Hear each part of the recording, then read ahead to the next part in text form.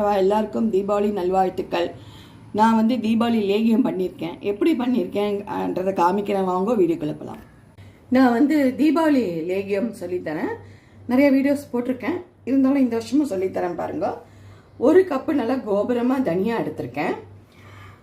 ஓமம் வந்து 1/2 கப்பு, மிளகு 1/2 கப்பு, ஜீரகம் 1/2 கப்பு, அரிசி துப்பளி 1/2 கப்பு, கண்ட துப்பளி 1/4 கப்பு, 1 ஜாதி பத்திரி, கொஞ்சம் கிராம்பு, கொஞ்சம் ஏலக்காய். இது எல்லாமே தனித்தனியாக வறுக்கணும். நான் வந்து ஏற்கனவே வந்து சுக்கு வந்து பொடி பண்ணி வச்சுருக்கேன், ஜாதிக்காவும் துருவி வச்சுருக்கேன். இப்போ இன்னொன்று என்னென்னா, எல்லாமே தனித்தனியாக வருங்க, ஒன்று ஒரு டைமில் வருகும். அதுக்கு தேவையான பொருள் வந்து பார்த்தீங்க அப்படின்னா இதெல்லாம் சொல்லிட்டேன். லேகியத்துக்கு வந்து வெல்லம், நல்லெண்ணெய், கொஞ்சோண்டு 1 டீஸ்பூனில் 2 டீஸ்பூன் நெய், அவ்வளோ. வறுத்துன்னு வந்துட்டு உங்களுக்கு எப்படி பொடிச்சிருக்கேன்றதை பொடிச்சு காமிக்கிறேன். இந்த மாதிரி நைஸாக பொடிச்சிட்டு சளிச்சிருக்கேன். இப்போ வந்து 1 கப்பு பொடி இருந்து 1 கப் வெல்லம் எடுத்திருக்கேன். உங்களுக்கு குறைச்சலோ கூடவோ நீங்கள் எப்படி வேணாலும் சேர்த்துக்கலாம், இது கரெக்டாக இருக்கும். நல்லெண்ணெய், நெய். இப்போ வந்து கொஞ்சமாக வெல்லம் கரையிறதுக்காக வெல்லம் போட்டுட்டு முங்குற அளவுக்கு தண்ணி வச்சுக்கலாம். இதுலேயே ஒரு பிஞ்ச் வந்து சால்ட் வச்சுருக்கேன். வெல்லம் தண்ணி பாருங்க கரைஞ்சி கொதிக்கிறது. இப்போ வந்து இந்த மாதிரி கடாயில் வந்து போட்டு வச்சுட்டு நம்ம வந்து இதை வடிகட்டிக்கலாம். இது வந்து கொஞ்சம் ஒரு 5 நிமிஷம் இது கொதிக்கட்டும். கொதிச்சோடனே பொடி போட்டு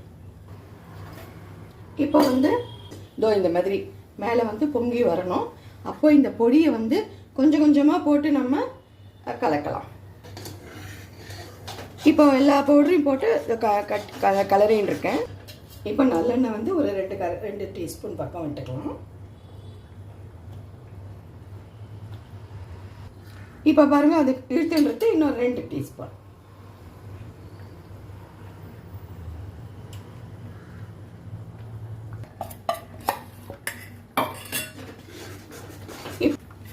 இப்போ பாருங்க, செக் பண்ணுறதுக்கு வந்து இந்த மாதிரி பவுலில் போட்டு வச்சுக்கோங்க.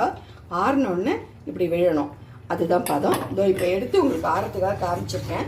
இப்போ இது ரெடியாக எடுத்து நம்ம இதில் வந்து 1 டீஸ்பூன் நெய் விட்டுடலாம். இப்போ வந்து கீழே இறக்கிட்டேன். 2-3 நிமிஷம் கிளறிட்டு நம்ம எந்த பாக்ஸில் எடுத்து வைக்க போகிறோமோ அதில் எடுத்து வச்சுக்கோங்க. இதுலேயே ரொம்ப நேரம் வைக்காதீங்க. இப்போ பார்த்தீங்கன்னா நான் பண்ணின லேகியம் பாருங்கள், எண்ணெய் இதுவே கரெக்டாக இருக்குது. இந்த அளவுக்கு உருட்டினா எடுத்து நம்ம சாப்பிட்ற அளவுக்கு வரணும். அது பண்ணி வச்சுருக்கேன். லேகியம், தீபாவளி லேகியம் என்றைக்கு வேணாலும் சாப்பிடலாம், உடம்புக்கு ரொம்ப நல்லது.